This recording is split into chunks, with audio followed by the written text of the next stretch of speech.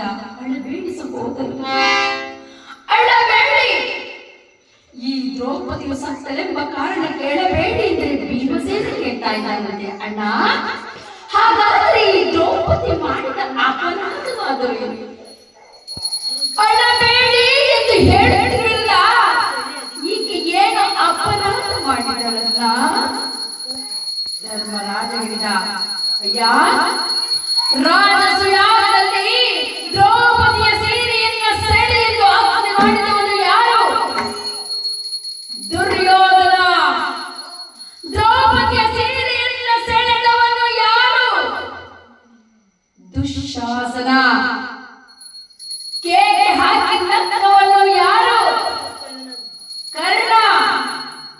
ಕರ ಚಪ್ಪಾಳೆಯನ್ನು ಹೊಡೆದವನು ಯಾರು? ಶಕುನಿ. ಈ 4 ಜನ ಮಾಡಿದ ತಪ್ಪಿಗಾಗಿ 100 ಜನ ಕೌರವರನ್ನ ಬಲಿ ಪಡೆಯುವುದಕ್ಕ ಈ ನನ್ನ ಬಿಚ್ಚಿದ ಕೇಶರಾಶಿನ ಕಟ್ಟುವುದಿಲ್ಲ ಎಂದು ಪಂಥಗೈದರು. ಹೀಗೆ ಹೇಳಲ್ಲ ಹೆಮ್ಮಾರಿ.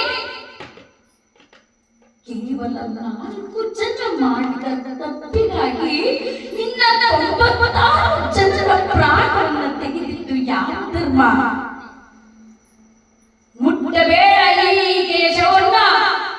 5 ಜನ ಪತಿಗಳಿದ್ದರೂ ಸಹ ಕರ್ಣನ ಮೇಲೆ ಕಣ್ಣಿಟ್ಟವಳು ಈಕೆ ಪತಿದ್ರೋಹಿ. ಮುಟ್ಟಬೇಡಿ ಈಕೆ ದೇಹವನ್ನ ನಡೆಯಿರಿ ಎಂಬುದಾಗಿ ದ್ರೌಪದಿಯ ಶವದ ಮೇಲೆ ಸೊಪ್ಪು ಸದೆಗಳನ್ನೆಲ್ಲವನ್ನ ಇರಿಸಿ ಇನ್ನ 5 ಜನರು ಪಂಚಕೂಟ